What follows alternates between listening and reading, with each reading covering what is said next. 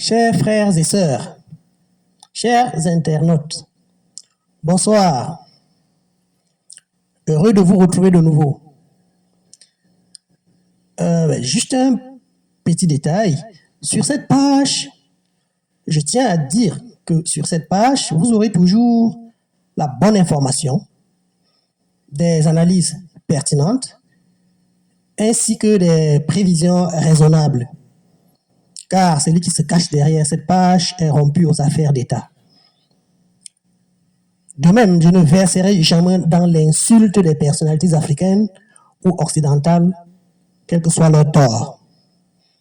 Car je sais ce que c'est que la raison d'État, qu'on ne peut pas expliquer au grand public.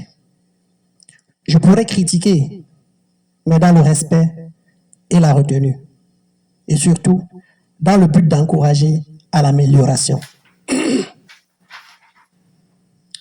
Mon unique but ici est de contribuer à la formation d'un public africain aguerri et surtout de mettre à la disposition des décideurs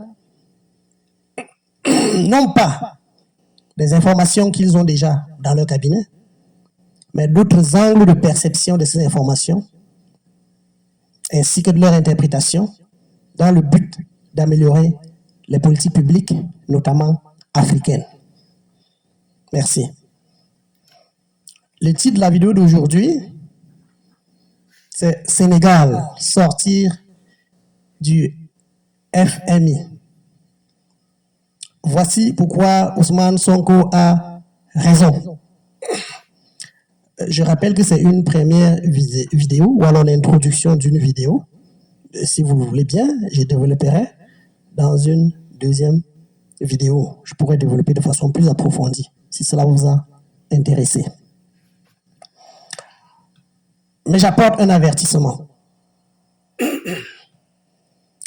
Cette vidéo n'a pas pour but de s'attaquer au Fonds monétaire international, FMI, qui est une institution honorable pour les Occidentaux. D'abord, puisque c'est eux qui l'ont créée, et puisqu'elle a joué un rôle important dans le développement des nations européennes et dans une moindre mesure asiatique notamment. Mais le but de cette vidéo introductive et celle qui suivra est de montrer que cette institution que les Africains ont acceptée de bon cœur en pleine crise des années 90 n'a pas joué franc jeu et n'a pas vraiment œuvré pour le développement du continent africain, aux grandes dames des espoirs suscités. Nous terminerons en invitant les responsables du FMI à réviser leur politique vis-à-vis de l'Afrique et de se constituer pour les États africains qui les acceptent ou qui acceptent le FMI en véritable banque de développement comme il a été dans d'autres pays non africains que nous verrons par la suite. Nous rappelons pour les responsables du FMI qui seront opposés à nos idées que nous ne faisons pas œuvre de pionnier dans la dénonciation des avantages, des inconvénients du FMI pour l'Afrique. De nombreux économistes africains ont publié d'intéressants ouvrages pour montrer le rôle nocif de cette institution pour le continent africain. En voici une liste non exhaustive. Nous essayons juste de relayer leurs précieux travaux. En voici quelques-uns. Joseph Twinjang Puemi, il a écrit un ouvrage intitulé « Monnaie, servitude et liberté ». La répression monétaire de l'Afrique.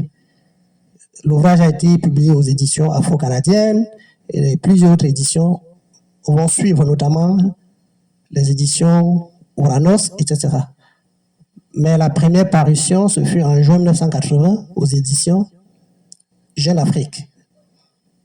L'ouvrage, c'est 284 pages que vous trouverez sur Amazon sous différents formats. autre livre, autre personne qui a parlé du FMI de façon critique, peut-être pas forcément négatif, mais critique tout au moins. L'ouvrage, c'est Sortir l'Afrique de la servitude monétaire. Deux points, à qui profite le franc CFA. C'était sous la direction de Kako Nubupo, Martin Z. Belinga, Bruno Tene et Demba Moussa Dembélé. C'est aux éditions La Dispute, Paris 2016, et l'ouvrage c'est 243 pages, vous pouvez le commander. L'autre personne qui a écrit, c'est Serge Ikiemi, Le franc CFA, d'où vient-il, où va-t-il, publié en 2010 aux éditions L'Harmattan, 199 pages. Puis Gérard-Marie Henry, il a écrit un livre phare, Le FMI, aux éditions RCL, ce fut en novembre 2013, 174 pages. Vous avez aussi La véritable histoire de la monnaie, de l'âge de bronze à l'ère numérique. L'auteur, c'est Jacob Goldstein, édition du Nôtre. C'était en 2020, 233 pages. Puis, je pense que c'est le dernier que j'ai relevé pour vous. Non, l'avant-dernier. L'Afrique des entrepreneurs. Le FMI et la Banque mondiale en accusation. C'est par Pierre Mounier, paru en 2025 aux éditions EMSC, 312 pages. Et enfin sur ma liste, pas enfin par rapport aux ouvrages consacrés au FMI qui est sur le marché, non, enfin juste sur ma liste. L'ajustement structurel en Afrique, Sénégal, Côte d'Ivoire, Madagascar, par Gilles Duruflé. C'est publié à Paris, Cartala, en mai 2000. Voilà, chers frères et sœurs, pour ceux qui voudront continuer d'apprendre davantage au terme de mon exposé sur le FMI, ses actions en Afrique, positives ou négatives, vous avez là des sources de connaissances. Bien. Chers frères et sœurs, messieurs et dames,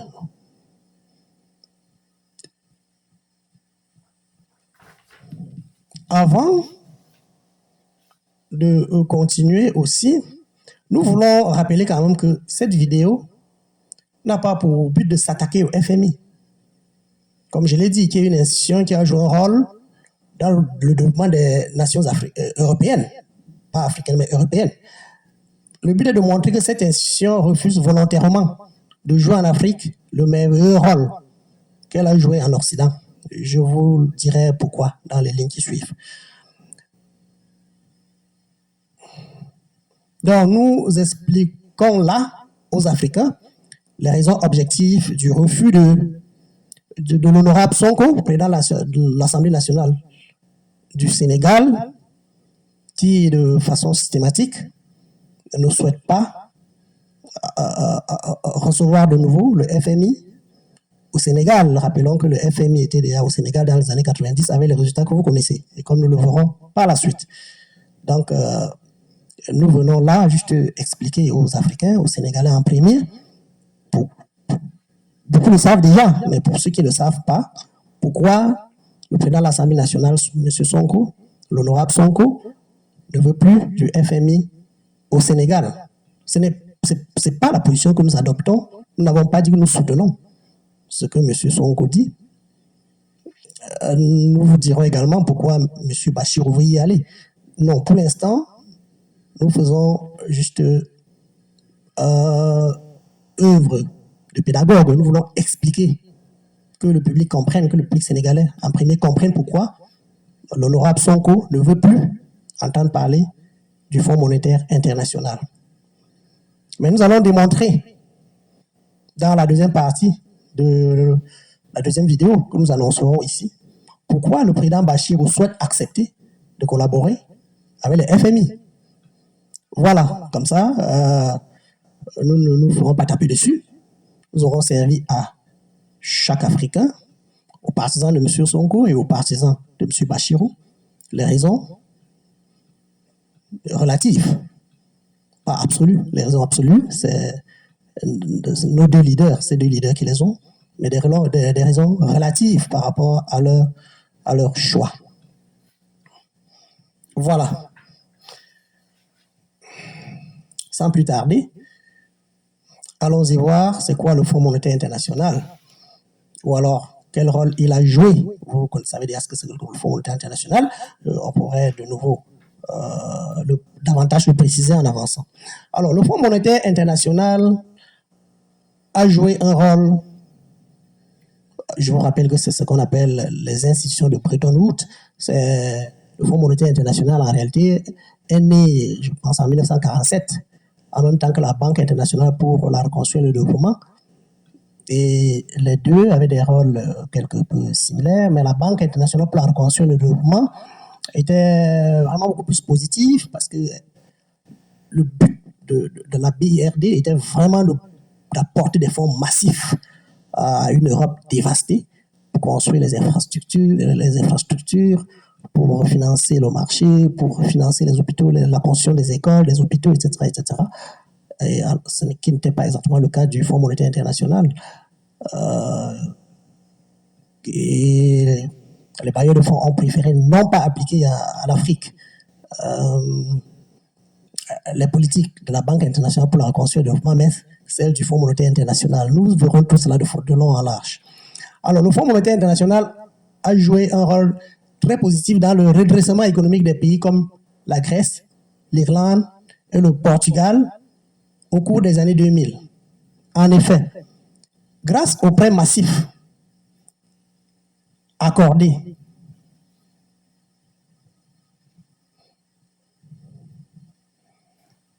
donnez-moi une seconde, je me retrouve dans mes notes. Voilà. Voilà. Donc, nous disions que le Fonds monétaire international a joué un rôle très positif dans le redressement économique des pays comme la Grèce, l'Irlande et le Portugal au cours des années 2000. En effet, grâce aux prêts massifs accordés dans les normes, je dis bien dans les normes, ces trois pays qui étaient pratiquement en faillite se sont merveilleusement relevés. Eux qui ne sont pas grandement pourvus en matière première. Il en sera de même de certains pays asiatiques dans les années 90, tel que nous le démontrerons dans la vidéo suivante. Malheureusement, dans le cas des pays africains, le Fonds monétaire international a joué un rôle plutôt, je dirais, pour rester poli, un rôle bizarre depuis les années 90. Tenez. Alors, ce Fonds monétaire international a appliqué en Afrique ce qu'on a appelé la politique des conditionnalités infinies et du développement à l'envers. Et oui, chers followers, quel Africain ou quelle génération d'Africains depuis 1990 n'a pas entendu parler du programme d'ajustement structurel, le PAS? Nous sommes au début des années 90. Les économies des 15 pays d'Afrique francophone sont en crise et courent vers la cessation de paiement. C'est-à-dire qu'on ne peut plus payer les fonctionnaires, on ne peut plus payer octroyer des crédits, payer des fournisseurs, les ministères sont pratiquement à l'arrêt. Il en est de même des économies de quelques pays d'Afrique australe et orientale. Le FMI se propose alors de venir au chevet du continent et met en œuvre ce qu'ils ont appelé des programmes d'ajustement structurel. Entendez, PAS. Ils seront proposés, que dis-je, imposés. Oui, les PAS seront littéralement imposés aux 15 pays d'Afrique francophone par des mécanismes politiques et économiques que je vais développer pour vous dans la vidéo 2.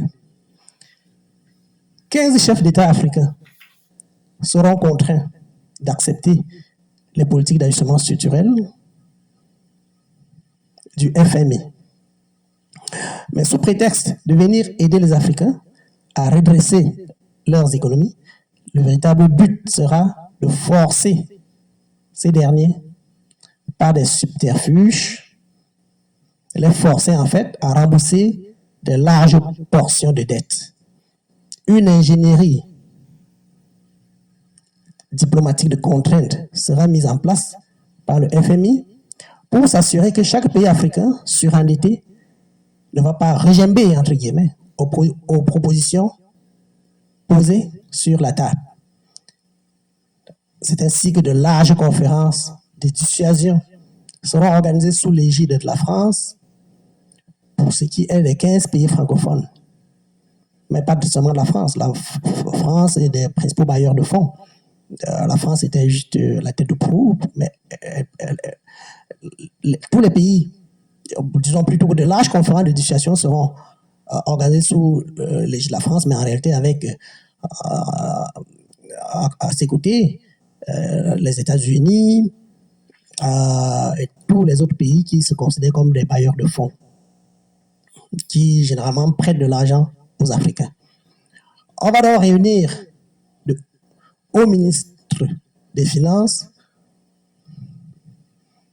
On va les rassembler comme de petits élèves dans des conférences pompeusement organisées depuis Paris et Washington pour leur expliquer en quoi consiste le programme d'ajustement structurel et ce qu'on appelle conditionnalité.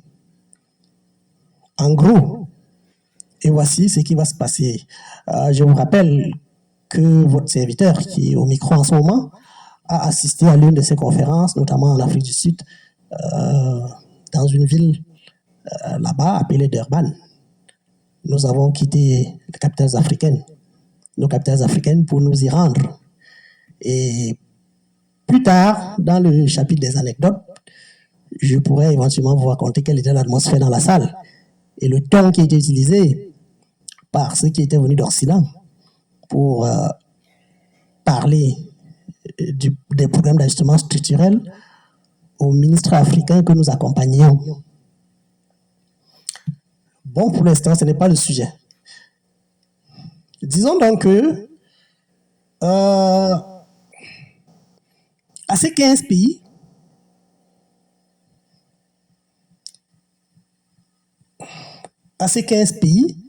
qui étaient rassemblés, donc ces 15 pays qui étaient rassemblés dans des salles de conférence sous l'égide du Fonds monétaire international, on va donc proposer ce qu'on appelle des conditionnalités. En gros, voici ce qui va se passer. L'argent va non pas progressivement, mais subitement disparaître des caisses de nos États. Donc, en fait, on va proposer donc des conditionnalités. Une fois ces ministres retournés dans leur pays respectif, ils vont mettre en branle ces politiques d'ajustement structurel, donc, encadrées donc sous le label conditionnalité. Ces ministres vont mettre en branle les politiques imposées par les patrons du Fonds monétaire international. Et on va donc assister à un désastre en Afrique. Ce qui va se passer, c'est que au fil des mois et des années, l'argent va non pas progressivement, mais subitement disparaître des caisses des États africains. Les marchés deviendront vides de produits alimentaires et vides de clients. Les salaires seront cisaillés dans de nombreux pays par 2, parfois par 3. Ce sera le cas au Cameroun, au Sénégal, au Mali, au Niger, pour les pays francophones, pour ne citer que cela. Ce sera le cas au Kenya, au Ghana, en Ouganda, dans la sphère anglophone. Comme cela ne suffisait pas, cela va s'accompagner d'une dévaluation du franc CFA en 1994, qui en fait était la véritable raison du programme d'ajustement structurel. Donc, nous pensons qu'après la dévaluation, on va commencer à nous dire que les programmes d'ajustement structurel ne sont pas bons et doivent être supprimés. Mais avant ça, revenons donc à ce qu'on va observer dans nos pays. Nous avons dit que l'argent va subitement disparaître des caisses de l'État. Ensuite, de nombreuses entreprises seront fermées, d'autres privatisées. En fait de privatisation imposée par le FMI pour soi-disant renflouer les caisses de nos États, on va assister à une séance de destruction, de déstructuration, de bradage à ciel ouvert des entreprises africaines. Nous y reviendrons, nous expliquerons cela dans la vidéo 2, si cela vous intéresse. On va assister également à la réduction des effectifs de la fonction publique. En fait, ce sera le désastre dans les familles. Votre papa, qui était fonctionnaire à cette époque, va revenir un jour à la maison, tête baissée, et va vous annoncer qu'on l'a, entre guillemets, compressé. Oui, c'était ça l'expression que les technocrates du FMI avaient trouvée pour nous traduire la situation à cette époque-là. Papa avait simplement, par un tour de passe-passe international, perdu son travail. Imaginez la tête et le traumatisme du jeune Ousmane Sonko, notre président de l'Assemblée nationale, élève du lycée à cette époque, en train d'écouter les explications inaudibles de son papa chéri, revenu à la maison triste ce jour-là, lui disant que du jour au lendemain, il n'y aura plus d'argent pour envoyer maman au marché, pour payer sa scolarité, pour payer ses fournitures scolaires, pour s'occuper de petits frères, de ses petites sœurs. Oui, c'est ça la réalité du programme d'ajustement structurel des années 90 dans la majorité des États africains, notamment francophones. Mais il y avait d'autres mesures. On a assisté, à cette époque-là, à la hausse de la fiscalité, donc augmentation des prix de façon généralisée. Oui, le poisson, la farine, le savon, tout avait augmenté sur les étalages dans les boutiques africaines. On a assisté à l'ouverture forcée des frontières commerciales. Nos ports, nos douanes terrestres, les ports, les douanes terrestres de vos pays, pour laisser vos marchés être envahis par des produits parfois périmés venant de tous les continents. Bref, chers frères, chers sœurs, je vous réserve la liste exhaustive des mesures du programme d'ajustement structurel du FMI pour la prochaine vidéo. Alors, qu'est-ce qui va se passer? À la fin du PAS, c'est-à-dire du programme d'ajustement structurel, les pays d'Afrique francophone seront complètement à genoux au début des années 2000. Depuis, jusqu'au moment où je vous parle, ils cherchent à se relever. Mais pire encore, tout ce sacrifice ne va pas faire finir la dette des États africains. Nos chers pays seront encore plus qu'avant endettés, toujours sans entreprise créée, sans développement, sans véritable route, sans véritables infrastructures, sans véritable politique énergétique. Je n'ai pas besoin de vous rappeler combien de fois vous avez des coupures de lumière dans nos différentes villes, au moment où je vous parle, par semaine, par mois. Voilà, chers frères et sœurs, chers parents, la raison pour laquelle l'honorable Ousmane Sonko ne veut plus jamais entendre parler du Fonds monétaire international et de ses dettes infinies. Mais tout en respectant la position du président de l'Assemblée nationale du Sénégal, il est du devoir du chercheur que je suis d'expliquer pourquoi, malgré tout cela, le président Bassirou Diomaye Faye risque quand même de demeurer avec le FMI.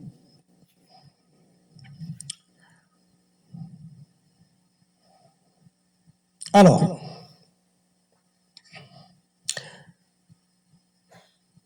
si le président Bassirou veut aller au FMI,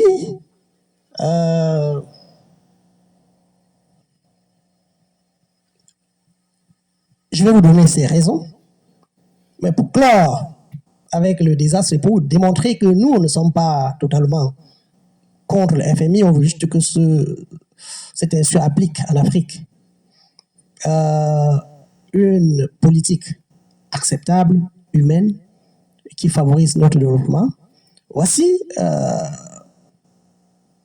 pour clore le désastre qui a été causé dans les années 90, des propositions pour un fonds monétaire international humanisé et utile à l'Afrique. Par définition et lors de sa création, en 1944, voici comment a été défini le Fonds monétaire international. Je cite. Le Fonds monétaire international veille à la stabilité du système monétaire international et aide les pays à surmonter leurs crises financières et de balance de paiement. Il se concentre sur le court et le moyen terme en exigeant des réformes macroéconomiques en échange de ses prêts. C'est ce qui avait été dit, écrit en 1944. Et c'était une citation que je referme ici. Pour votre information, Ce sont ces réformes macroéconomiques que l'on appelle conditionnalité et que les patrons du FMI ont utilisées pour détruire les économies africaines en 1990. Un désastre. Bien entendu, après les programmes d'ajustement structurel, ayant constaté le désastre, ces responsables se sont réajustés et sont revenus changer le discours et proposer de nouveau quelque chose d'un peu plus mielleux. Ainsi, et c'est le nouveau dossier qu'ils sont en train de ficeler pour présenter au président Sonko, les responsables du FMI se proposent dans les prochains jours d'offrir au Sénégal non pas ce qu'ils ont appliqué en Grèce, Espagne, Chypre, Portugal, Irlande, Ukraine, etc., à savoir des ajustements sans dévaluation de la monnaie grecque, ajustement du FMI en tant que partenaire de la Commission européenne, la Banque centrale européenne, on dirait en Afrique, ajustement du FMI en tant que partenaire de la BEAC et la BCAO, mais je ne sais pas ce qu'ils feront. En Afrique, le FMI a toujours agi en solo, notamment c'est ce qu'ils ont fait en 90. Nous ne savons pas ce qu'ils feront dans les jours qui viennent. Par contre, ce que le FMI vient proposer au Sénégal, et donc au président Sonko, dans les prochains jours, c'est la suppression des subventions énergétiques, donc l'arrêt des subventions sur le carburant, la restructuration de la dette. Encore, ça vous rappelle ce qui s'est passé en 90, restructuration de la dette. C'est un mot que les Africains n'ont pas vraiment aimé. Ensuite, la transparence budgétaire. Ça, au moins, dans un monde positif, oui, c'est bien, la transparence budgétaire. Ça empêche les gens de voler, ça permet un meilleur contrôle sur nos finances, ça évite la corruption, etc., etc.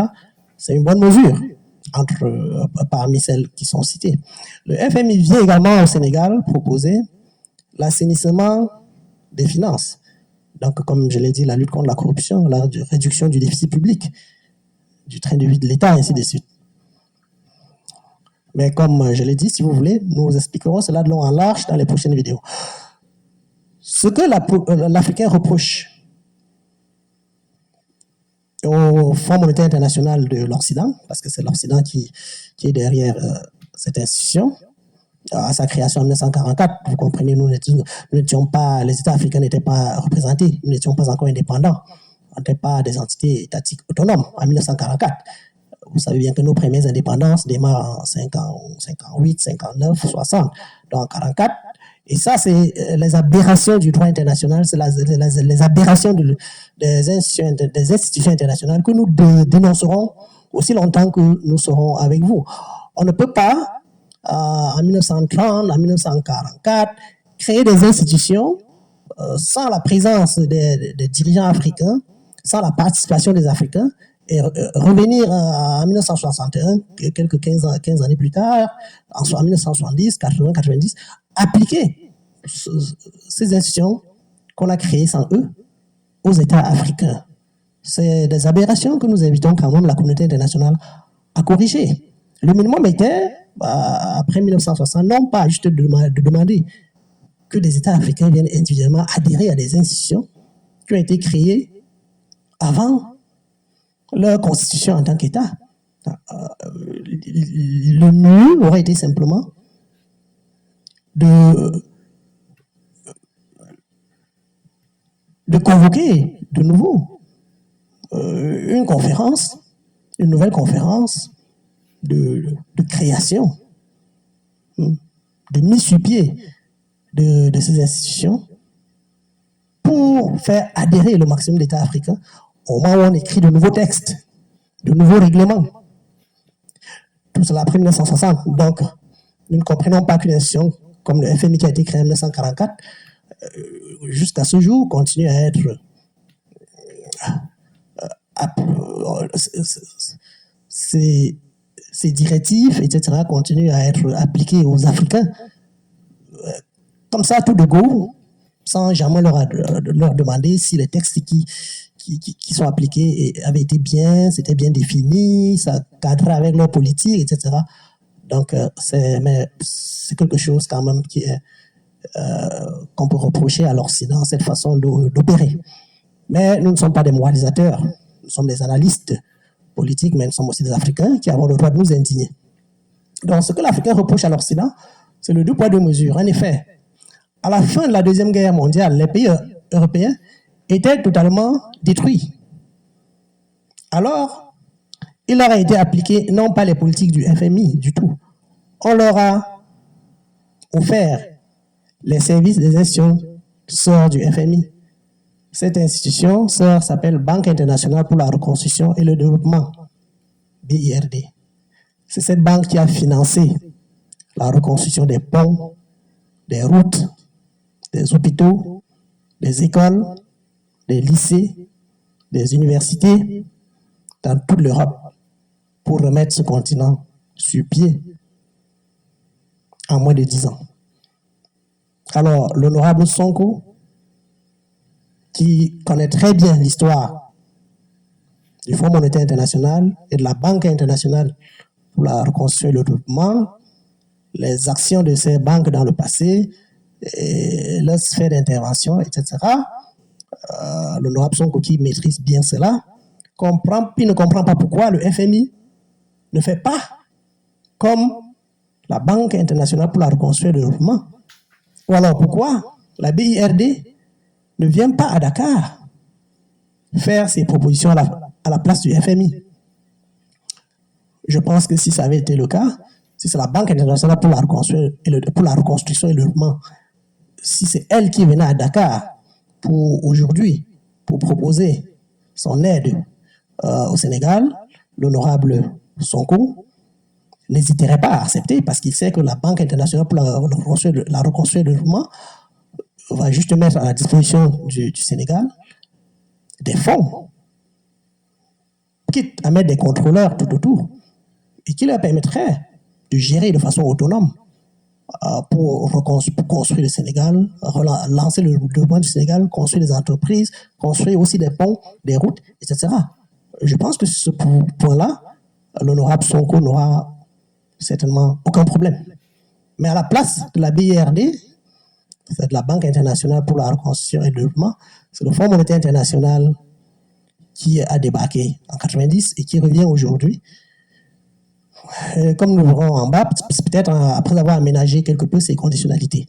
Mais bon, rappelons qu'à la fin des constructions en Europe, la Banque internationale pour la reconstruction et le développement a changé d'habit, de tenue, et a pris la direction de l'Afrique. Oui, mais tenez-vous bien, en se faisant désormais appeler Banque mondiale. Voilà. Pour ceux qui étaient quelque peu perdus, et nous nous excusons. Le premier nom donc de la Banque mondiale, c'est Banque internationale pour la reconstruction et le développement. Et je répète, je précise, pour ceux qui ont eu du mal à nous suivre, je précise qu'à la fin de la Deuxième Guerre mondiale, l'Europe est dévastée. L'Allemagne, la France, la Pologne, la Belgique, etc., n'ont plus d'infrastructures. Tout a été détruit par la guerre.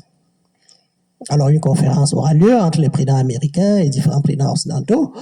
Et on va se demander comment refinancer le développement. Mais je rappelle que très souvent, l'initiative était venue des États-Unis, qui vont donc qui vont donc créer pratiquement cette banque, la Banque internationale pour la reconstruction et le développement. Oui. Les dirigeants américains vont la créer, parce qu'à cette époque-là, vous savez que l'Occident était décapité. C'est à peine si on parlait des présidents en Italie ou en France. Vous savez qu'il n'y en avait presque pas.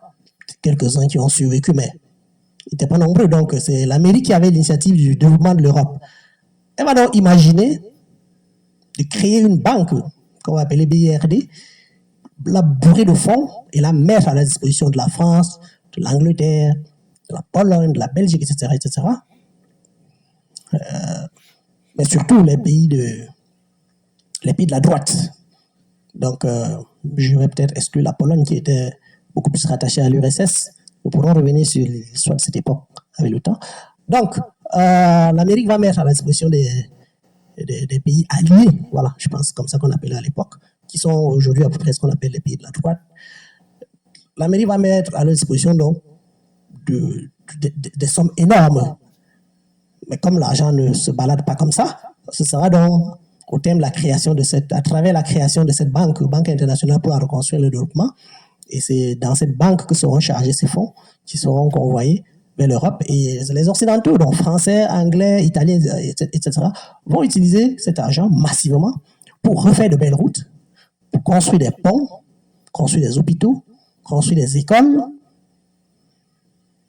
et relancer le développement au terme d'une dizaine d'années. L'Europe était pratiquement construite grâce à l'aide américaine. Mais pas de l'aide, vraiment, pas, grâce aux prêts américains à travers la Banque internationale pour la reconstruction et le développement. Maintenant, on pourra discuter quels étaient les termes des prêts. Est-ce que c'était à 0%, à 1%, à 10%? Mais ça, c'est un autre débat. L'essentiel est de retenir que l'Amérique va donc mettre des fonds dans une banque BIRD et les mettre à la disposition des pays africains qui vont, des pays européens, s'il vous plaît. Européens, pas africains. Européens. Personne n'a jamais fait cela pour l'Afrique, non. Et c'est justement ce que nous aurons aimé que le FMI fasse pour nous. Mais donc l'Amérique va mettre à la disposition des pays européens, dans une moindre mesure asiatique comme le Japon, des fonds à travers donc la Banque internationale pour la reconstruction et le développement. Et ils vont reconstruire leur pays, reconstruire leurs économies et redémarrer. Voilà, chers frères et sœurs, ce qui est de l'histoire. Mais à la fin de la guerre, quand toute l'Europe sera reconstruite, ben, la Banque internationale pour la reconstruction et le développement deviendra quelque peu... On ne saura pas exactement qu'est-ce qu'on va en faire. Les Américains, en réalité, pragmatiques comme ils sont, je pense qu'ils étaient sur le point de la dissoudre, mais toujours les Occidentaux vont leur dire, mais non, on ne détruit pas, il ne faut pas dissoudre la banque, transformons-la en banque mondiale et ils vont transformer cela en banque mondiale et puis trouver leur terrain de prédilection qui est l'Afrique, où ils vont maintenant s'y rendre, non pas pour nous prêter de l'argent dans les mêmes conditions que l'Amérique leur a prêté pour construire le pays, mais cette fois-ci pour faire, mon Dieu, je ne sais pas comment le dire, mais vous savez comment la Banque mondiale opère chez nous. Je ne veux pas être désobligeant. Vous savez comment la Banque mondiale, le FMI opère chez nous. Je ne veux pas être désobligeant. Donc, la Banque mondiale, elle va donc faire en Afrique, non pas dans la construction des ponts, des entreprises, etc. Non, elle prête de l'argent sous condition aux pays africains. Et les ministres, les gestionnaires en font ce que vous savez.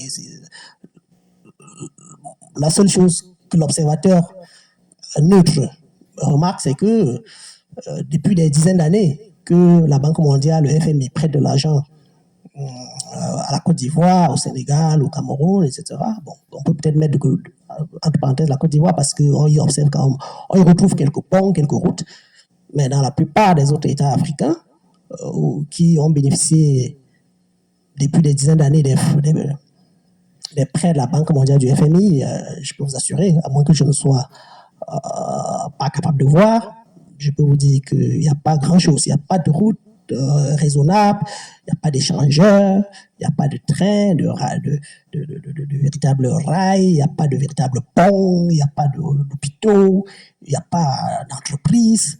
On se demande à quoi sert cet argent que la Banque mondiale, le FMI prête tout le temps aux Africains. Mais nous ne sommes pas dans la partie négative du Fonds monétaire. Non, nous avons déjà dépassé ce côté-là.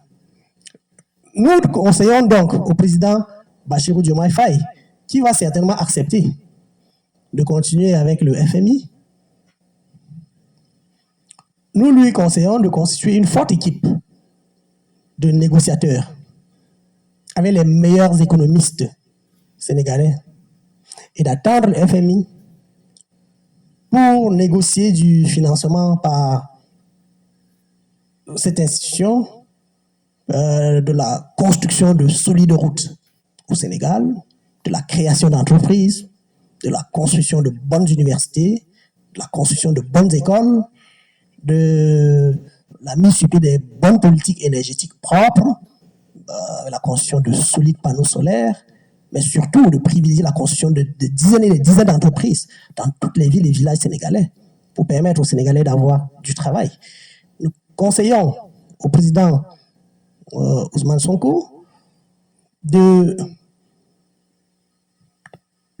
d'obtenir de ses conseillers qu'ils puissent bien lire ce qui s'était passé au moment où l'Amérique finançait la reconstruction européenne à travers la Banque internationale pour la reconstruction et le développement, et qu'ils essaient d'obtenir les mêmes conditionnalités.